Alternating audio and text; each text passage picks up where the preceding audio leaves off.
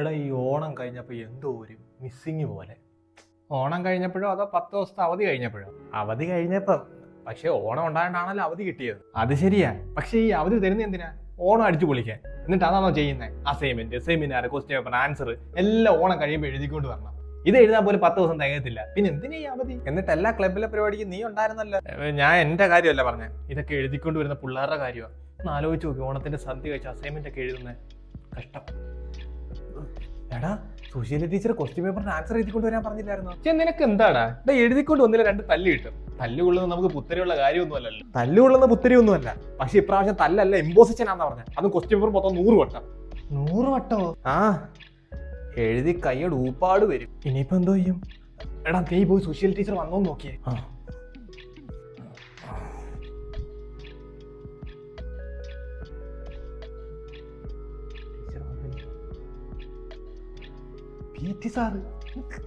സാറേ എന്താടാ? സാറേ ഓണപരിപാടിയൊക്കെ അടിപൊളിയായിരുന്നു. പക്ഷെ സാറെന്താ പറയാൻ ഇതെല്ലാം സെറ്റ് ചെയ്തിട്ടാ സാറ് പോയെന്ന്? എടാ അത് പറഞ്ഞിട്ട് പോയായിരുന്നു നിങ്ങൾക്ക് ഇപ്പൊ ഇത്ര അടിച്ചു പൊളിക്കാൻ പറ്റുമായിരുന്നോ? അതില്ല. അതുകൊണ്ടാ പറയാതെ പോയത്. സാറേ ഈ പൂജോപ്പിനുള്ള ടൂറിന്റെ കാര്യമൊക്കെ സാറായിരിക്കുമല്ലോ ചെയ്യുന്നത്. മോനെ ഇനിയുള്ള പരിപാടി മൊത്തം ഞാനായിരിക്കും നോക്കുന്നത്. അത് മതി. എനിക്ക് പോട്ടെ സാറേ. ചെല്ല്. ഞാൻ തന്നെ ഇപ്പൊ ഇങ്ങോട്ട് വന്ന. സാറേ എന്താടാ? അല്ല സുശീല ടീച്ചർ വന്നില്ലയോ? വന്നല്ല. വന്നോ? എനിക്ക് പോട്ടെ സാറേ.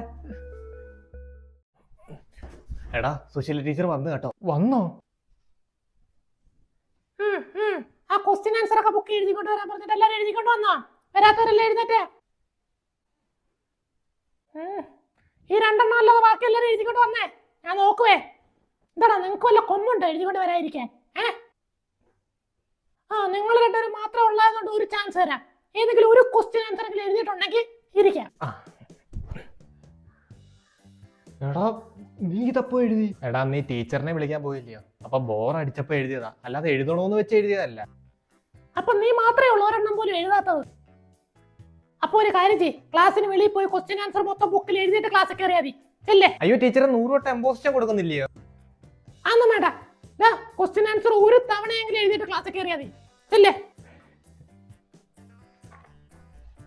എനിക്ക് ടീച്ചറെ ഞാനും പോയി എഴുതിയിട്ട് ക്ലാസ്സിൽ കയറാം. നീ പോവാണെങ്കിൽ 100 വട്ടം എഴുതിയിട്ട് ക്ലാസ്സിൽ കയറിയാൽ. എന്താടാ ക്ലാസ്സിന് വിളിക്കുന്നത്? സാറേ പരീക്ഷയുടെ ക്വസ്റ്റ്യൻ ആൻസർ എഴുതിക്കൊണ്ട് വരാത്തോണ്ട് ഇനി എഴുതിയിട്ട് ക്ലാസ്സിൽ കയറിയാൽ മതി എന്ന് പറഞ്ഞു. നീ മാത്രമേ ഉള്ളോ? ടീച്ചറെ ഒരാളെല്ലാം എഴുതാത്തതുള്ളൂ, അവനെ ഞാൻ ക്ലാസ്സിൽ കയറ്റിയാലേ. ഇതിലാരുടെ വക്കാലത്ത് എനിക്ക് വേണ്ട. ഞാൻ പറഞ്ഞതാ. അവനെ കേറ്റത്തില്ലെന്ന് പറഞ്ഞാൽ കേറ്റത്തില്ല.